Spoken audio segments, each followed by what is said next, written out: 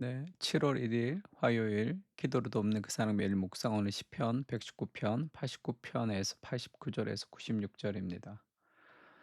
7월 1일 벌써 1 년의 반이 다 지났죠. 7 월부터 마지막 반을 우리가 또 하나님 말씀을 좀 붙들고 살아가는 또 한 해 6 개월 되었으면 좋겠습니다.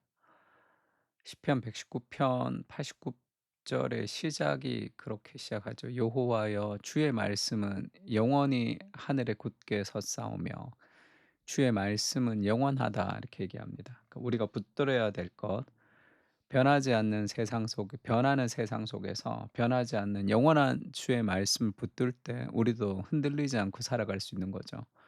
주의 말씀은 영원히라는 제목으로 말씀을 좀 나누려고 합니다. 첫 번째는 영원한 주의 말씀을 붙들라. 그러니까 변하지 않는다는 거죠. 여호와여 주의 말씀은 영원히 하늘에 굳게 섰사오며 우리가 하나님을 어떻게 만날 수 있느냐? 하나님의 인격을 하나님의 말씀을 통해서 자신을 계시하신 거죠. 하나님은 말씀으로 자신을 계시하셨습니다. 성경을 통해서. 그 성경을 읽을 때 성령께서 우리에게 지정의이신 하나님의 인격을 우리로 경험하게 하는 겁니다. 단순한 글자가 아니라 그냥 섹스피어 책을 읽으면서 느끼는 그런 단순한 정서적 감동이 아니라 성령께서 하나님의 인격을 경험할 수 있도록 해 주시는 거죠. 그러니까 영원하고 흔들리지 않는 하나님을 사랑한다는 것은 곧 하나님의 말씀을 사랑한다는 겁니다. 그 말씀을 붙드는 거죠.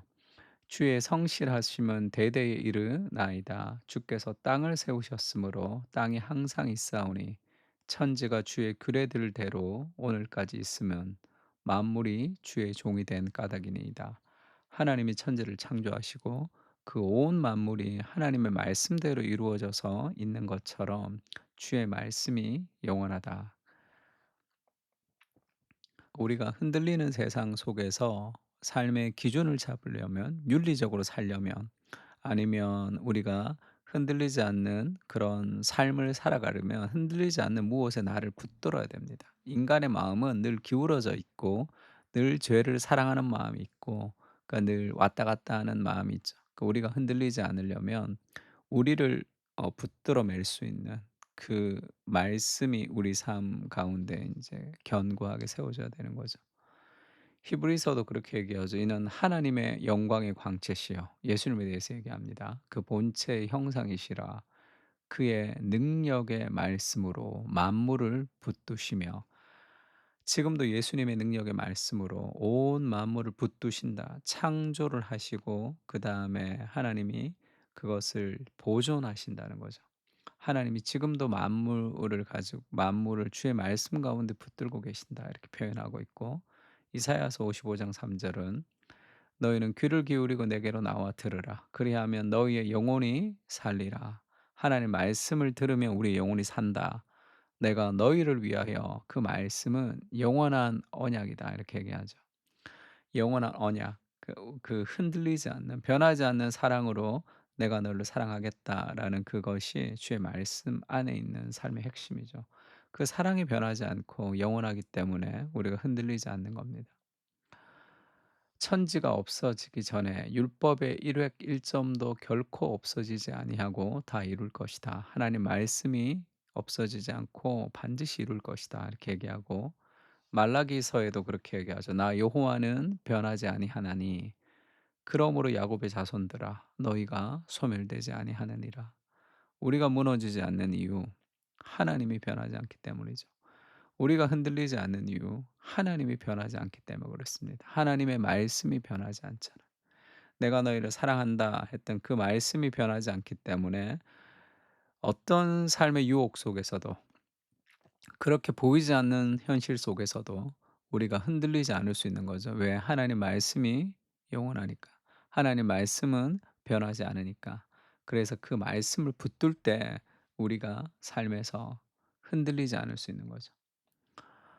그리고 그 말씀이 결국 이 흔들리는 세상 속에서 위로가 되는 거죠. 다르게 얘기하면 92 절은 그렇게 얘기합니다. 주의 법이 하나님의 말씀이 나의 즐거움이 되지 아니하였다면 내가 내 고난 중에 멸망하였으리이다. 하나님의 말씀이 없었다면 나는 이미 내 고난 속에서 멸망했을 것입니다. 그렇게 고백하는 거죠. 내가 이 고난 속에서도 멸망하지 않을 수 있는 이유는 주의 말씀, 어떤 말씀이죠? 나에게 즐거움이 되는 말씀, 그러니까 변하지 않는 그리스도의 사랑입니다. 어떤 상황, 그 어떤 고난 속에서도 자신의 아들의 목숨을 너희를 위해서 내어 주시니가 어찌 그 아들과 함께 모든 것을 너희에게 은사로 선물로 모든 것을 너희에게 주지 않겠느냐. 그 그리스도의 사랑을 우리가 고난의 한가운데 붙들 때 그 주님의 법이 이 고난을 이기는 능력으로 가지 우리를 살리는 거죠.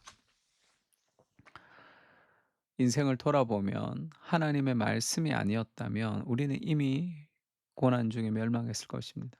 그 말씀, 이 고난 중에도 위로가 되는 주의 말씀을 붙들 때 그 고난이라는 환경을 이겨나갈 수 있는 거죠. 내가 주의 법도들을 영원히 잊지 아니하오니 주께서 이것들 때문에 나를 살게 하심이니이다. 나는 주의 것이오니 나를 구원하소서. 내가 주의 법도들만을 찾았나이다. 그 말씀을 통해서 우리에게 진정한 즐거움을 주는 그 삶의 핵심이 뭡니까? 내가 주님의 것이다. 그래서 내 인생이 절대 흔들리지 않고 그리스도를 우리에게 주신 하나님께서 내 인생을 가장 아름답게 인도하신다. 내가 나의 것이 아니지. 내가 주인이 아닙니다. 악인들이 나를 멸하려고 엿보오나 나는 주의 증거들만을 생각하겠나이다. 그 악인들이 어떤 공격도 우리를 무너뜨릴 수 없습니다. 내가 보니 모든 완전한 것이 다 끝이 있어도 주의 계명들은 심히 넓으니이다. 모든 것은 다 끝이 있습니다. 주의 계명이 영원하고 심히 넓은 거죠. 이 말씀은 고난 중에 위로라 이렇게 표현하죠. 주의 말씀이 나를 살리셨기 때문이다. 말씀이 우리를 살립니다. 그리고 고린도전서도 너희 몸은 너희가 하나님께로부터 받은 바 너희 가운데 계신 성령의 전인 줄 알지 못하느냐. 너희는 너희 자신의 것이 아니다. 하나님의 말씀에서 우리가 우리 자신의 것이 아니다라는 것을 알게 됩니다. 우리는 주님의 것이죠. 이사야서도 그렇게 얘기합니다. 야곱아 너를 창조하신 여호와께서 지금 말씀하시느니라. 하나님 우리 창조자가 되시고 이스라엘아 너를 지으신 이가 말씀하시느니라. 우리를 지으셨다. 이 반복하는 히브리 대꾸법이죠. 병행법. 이 강조합니다. 너는 두려워하지 말라. 왜냐하면 내가 너를 창조했다. 내가 너를 지었다. 내가 너를 구원했다. 내가 너를 지명하여 불렀나니 너는 내 것이다.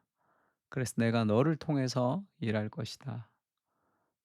내가 나의 것이 아니라 주님의 것이라는 것을 우리가 하나님 말씀을 통해서 우리가 늘 확인하게 됩니다. 그래서 말씀을 떠난 인생들은 늘 내가 주인이 되기 때문에 열심히 살아가지만 늘 불안하죠. 네가 물 가운데 지날 때에도 내가 너와 함께 할 것이라. 강을 건널 때에도 물이 너를 침몰하지 못할 것이며 네가 불 가운데 지날 때에도 타지도 아니할 것이요 불꽃이 너를 사르지 못할 것이다. 왜냐하면 나는 주님의 것이죠. 너는 내 것이다. 그 삶에 여러 가지 시련이 있지만 걱정하지 마라. 무너지지 않을 것이다. 왜냐하면 내가 너의 하나님이기 때문이다. 너의 인생을 내가 책임지기 때문이다.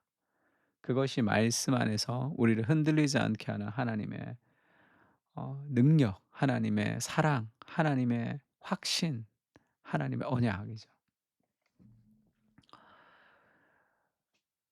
우리가 그렇게 하나님의 말씀 안에 사랑을 받고 주님의 것이 되고 고난 중에도 우리가 멸망하지 않을 수 있는 그런 가장 큰 이유는 그리스도가 우리를 대신하여 멸망당하셨기 때문이죠.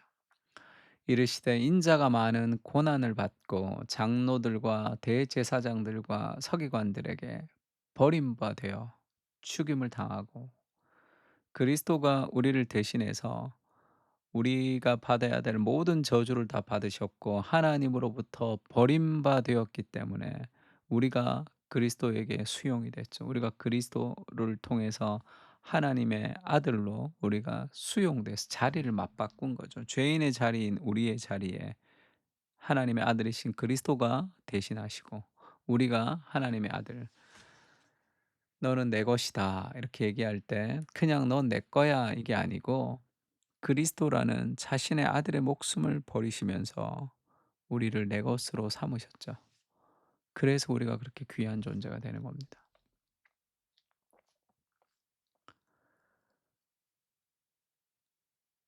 그것을 기억할 때 우리가 그리스도가 나를 위해서 희생하셨던 그 희생을 기억할 때 우리도 주를 위해서 그 고난을 통과하는 존재로 이기는 존재로 살아갈 수 있는 거죠. 그러므로 너는 내가 우리 주를 증언함과 또는 주를 위하여 갇힌 자 된 나를 부끄러워하지 말고 오직 하나님의 능력을 따라 복음과 함께 고난을 받으라.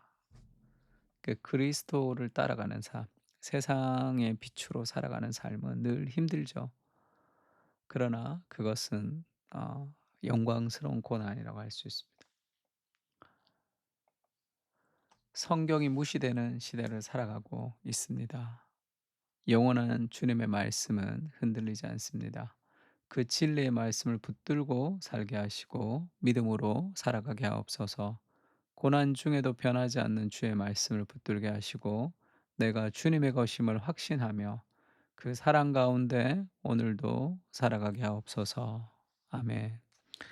우리 다 같이 시편 119편 말씀을 통해서 흔들리고 변하는 시대에 변하지 않는 주의 말씀을 붙들겠습니다. 그리고 그 말씀이 우리의 고난을 이기는, 고난 가운데도 즐거움을 빼앗기지 않는 능력으로 살아갈 수 있게 해달라고 같이 한번 기도했으면 좋겠습니다. 다 같이 기도하겠습니다.